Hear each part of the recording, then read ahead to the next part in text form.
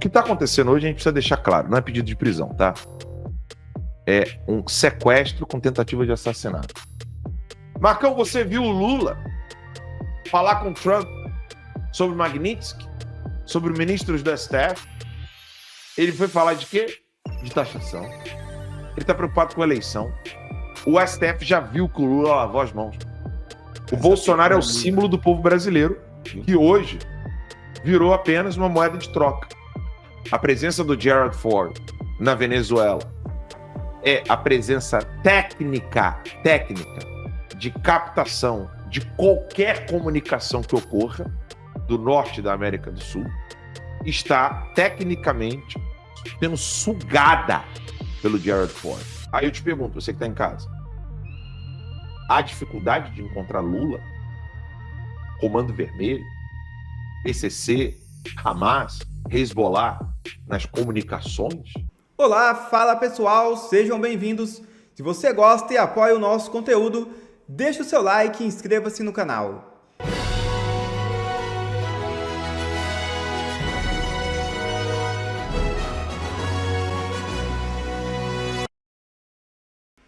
Depois de prender Bolsonaro, Moraes age novamente. É isso mesmo. O ministro do Supremo Tribunal Federal decidiu que o pedido da defesa do ex-presidente Jair Bolsonaro para obter prisão domiciliar humanitária não seguiria adiante. A solicitação apresentada como um pleito emergencial acabou sendo considerada prejudicada, o que encerra essa tentativa específica de mudança no regime de detenção. Bolsonaro foi detido pela Polícia Federal na manhã deste sábado em caráter preventivo, após a avaliação de risco concreto de fuga. A medida, segundo as autoridades, ocorre de maneira independente do cumprimento da condenação de 27 anos de prisão decorrente da suposta trama golpista. A defesa apresentou o pedido na tarde de sexta-feira, juntando com uma série de laudos médicos com o objetivo de demonstrar que Bolsonaro deveria permanecer em casa durante o período de cumprimento da pena. A peça jurídica buscava reforçar a tese de que sua condição de saúde justificaria um tratamento excepcional, argumento que não prosperou no STF. Tudo isso acontece logo após Donald Trump retirar as tarifas de 50% sobre o Brasil. A única pessoa que tenha passado por uma devassa parecida com Bolsonaro tenha sido Donald Trump, pelos mesmos motivos.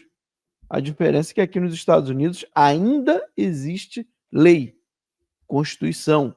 No Brasil, como não existe mais, né, não é necessário ter crime para que o regime puna alguém. Só é preciso que você fale contra esse regime e que o regime queira puni-lo. Acabou.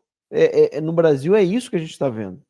E eu queria trazer aqui, Marco, para nossa audiência, as duas postagens do Martin De Luca. Tá? Ele já postou 2 vezes nessa manhã de sábado. E na primeira ele coloca aqui sobre a prisão de Bolsonaro. Então ele põe aqui, ó, na manhã seguinte ao dia em que os Estados Unidos amenizaram as tarifas sobre o Brasil, tarifas originalmente impostas, em parte por causa da caça às bruxas contra Bolsonaro, Alexandre de Moraes elevou essa caça às bruxas a um nível inteiramente novo. Hoje, ele jogou Bolsonaro em prisão preventiva com um raciocínio tão frágil que beira a sátira.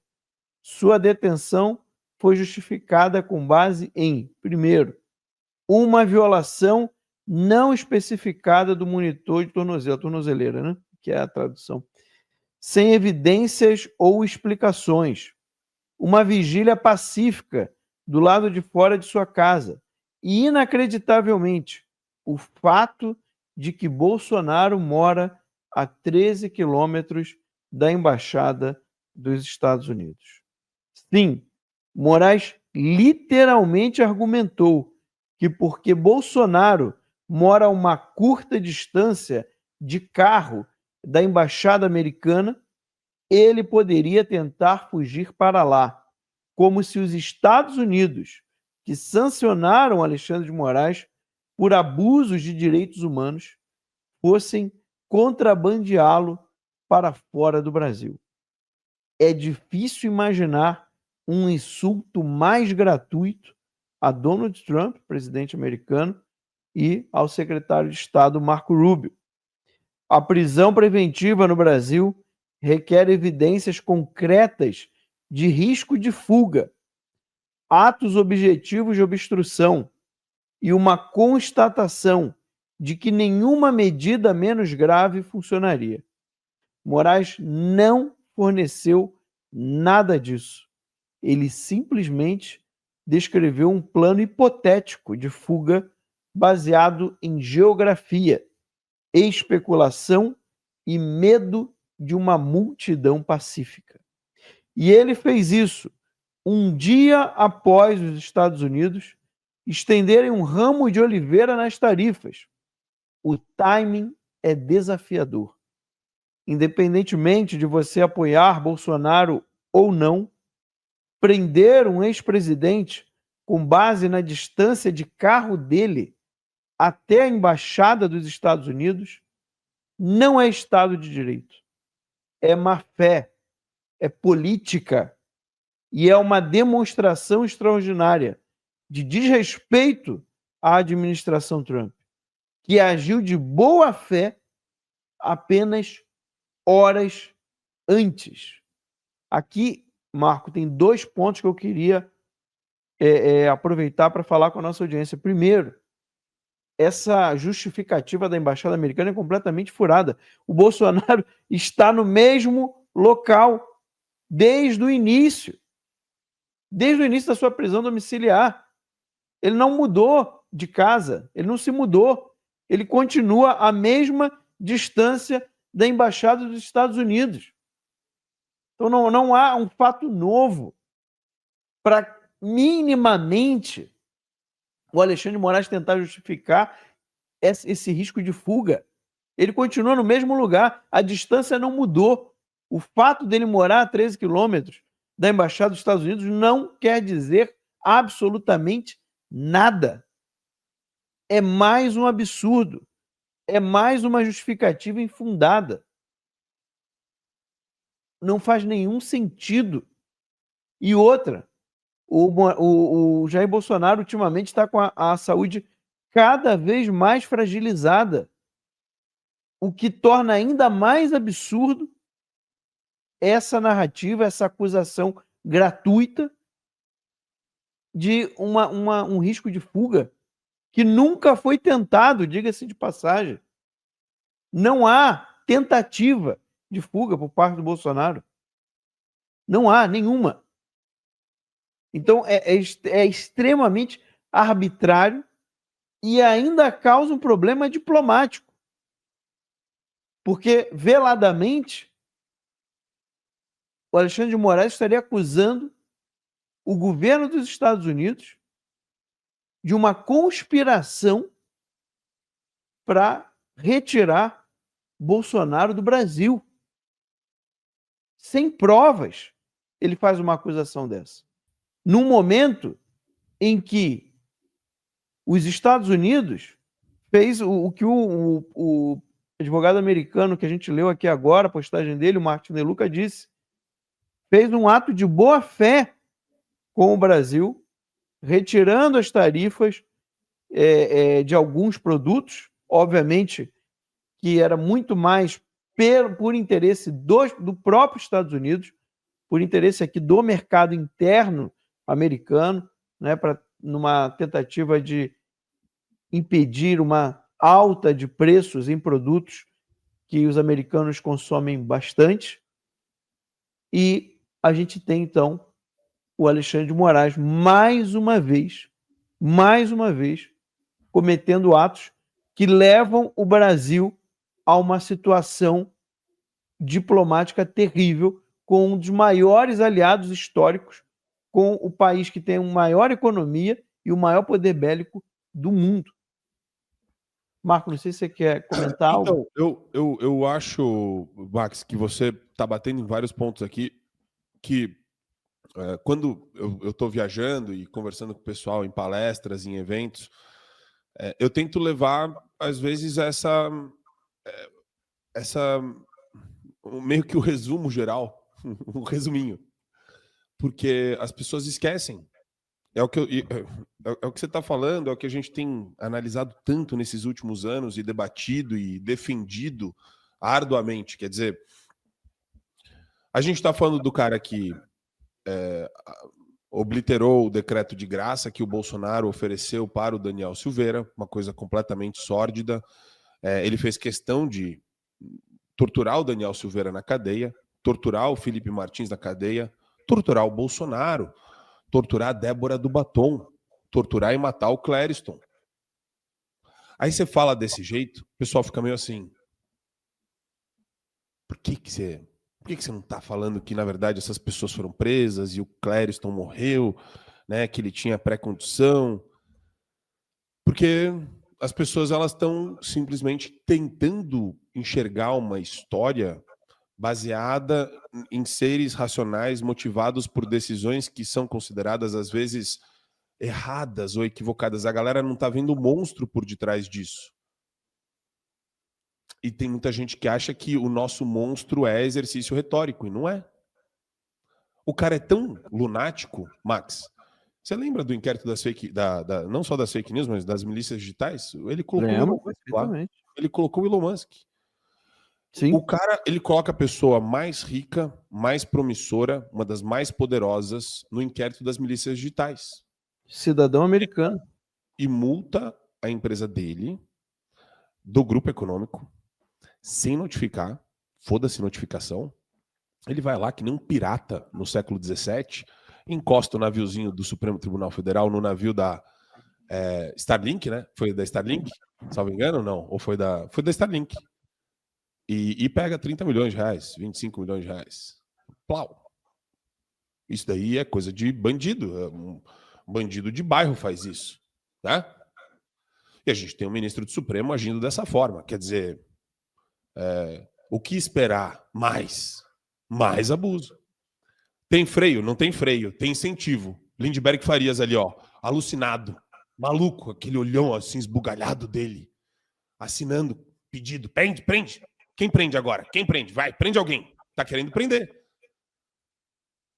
Aí a Erika Hilton lá, o Felipe dos Santos, né? Felipe dos Santos, a turma lá, babando. O Guilherme Boulos, o ICL, a mulher do ICL agora, babando. Essa galera feliz, ovulando. Hoje todos no ICL vão transar. E todos vão transar pensando e sonhando com o Bolsonaro. Preso. Eu odeio criar essas figuras de linguagem, pessoal, mas a gente está lidando com gente assim.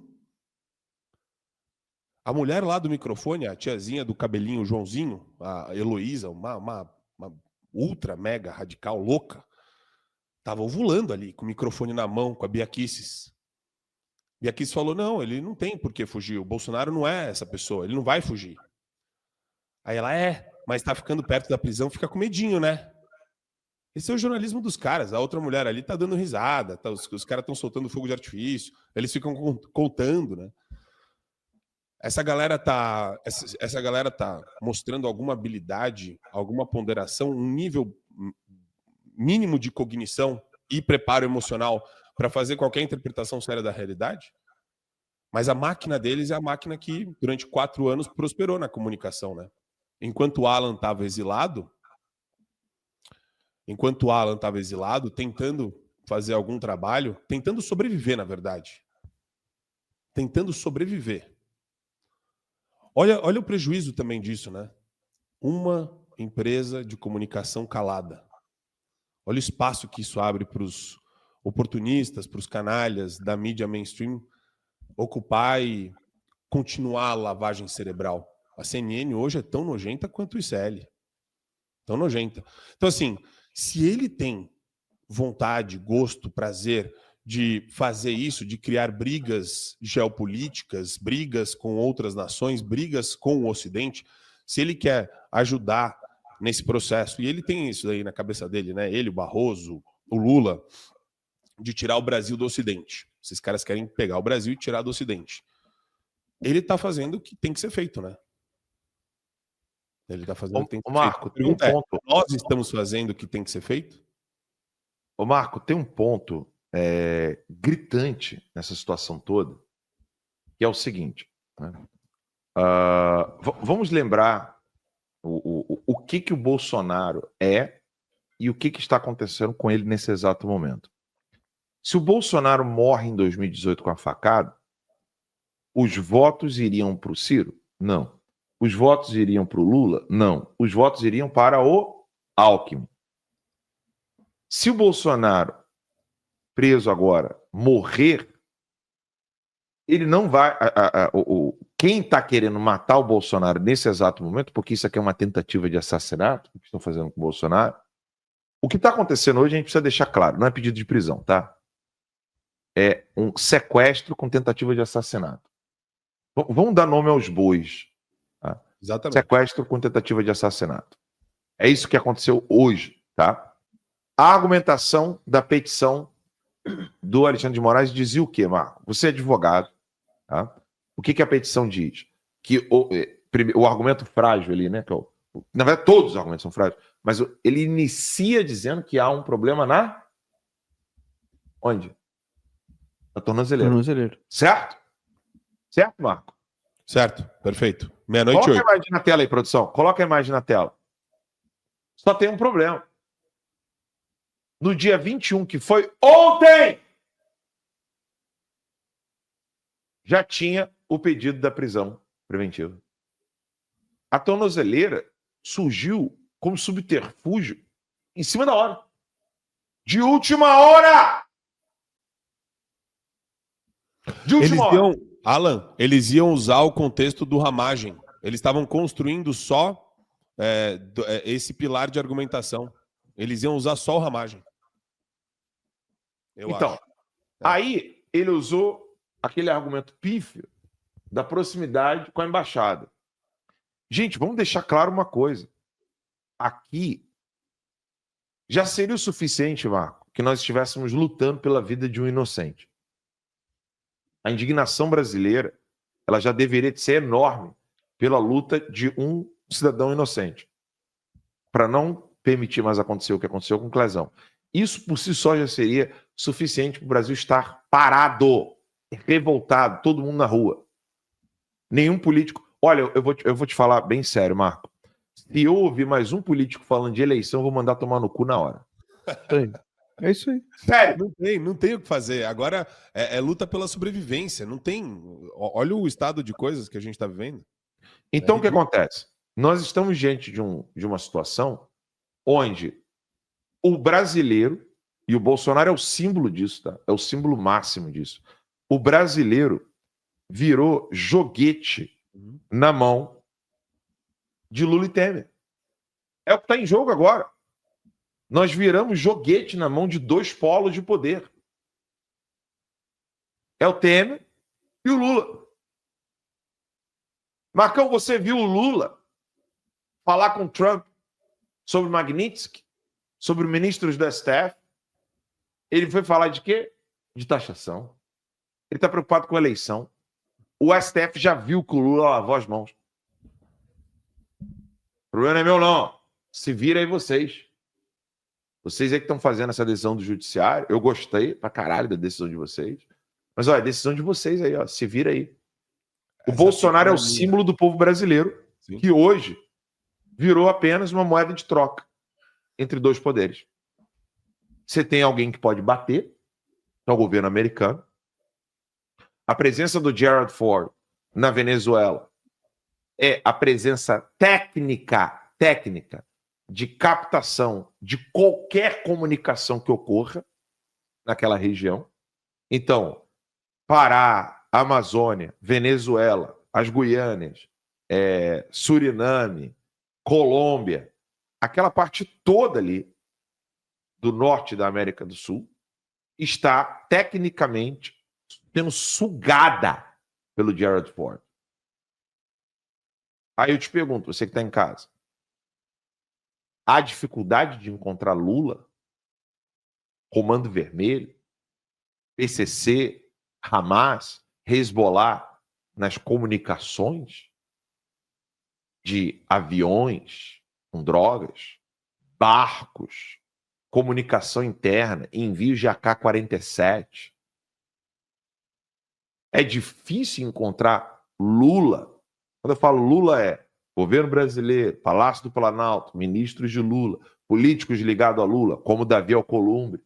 Quando eu falo Lula, é esse o contexto que eu estou dizendo. É o poder executivo como um todo, fora os seus satélites, narcotraficantes e políticos. Pedras preciosas sendo roubadas, traficadas, droga sendo traficada. Vai ser difícil para o governo americano pegar digital numa escuta. Quando eu falo pegar digital, é pegar a prova material para poder provar que Lula é narcotraficante? Vai ser difícil para um Gerald Ford? Não. O Bolsonaro virou esse símbolo hoje. Hoje eu queria muito me comunicar, não é com o apoiador do Bolsonaro. O apoiador do Bolsonaro, ele já sabe que é ilegal, é inconstitucional, inadmissível, intolerável,